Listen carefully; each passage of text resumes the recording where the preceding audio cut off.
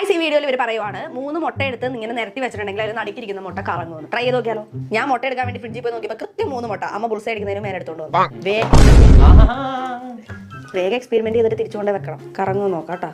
കറങ്ങും. ഇന്ന് മിക്കവാറും അമ്മയുടെ അടി കൊണ്ട് താൻ ഒന്നും പറ്റിയില്ല.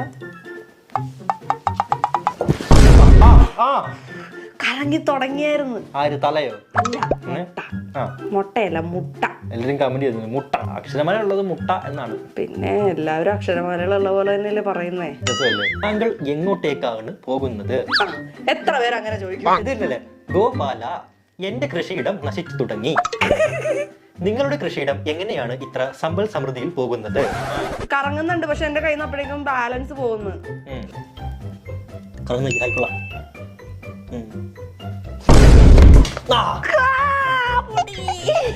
അത്ര വൃത്തിക്ക് പൊട്ടിയിട്ടില്ല കേട്ടോ. നീ അമ്മ കണ്ടു കൊണ്ട് വെച്ചു.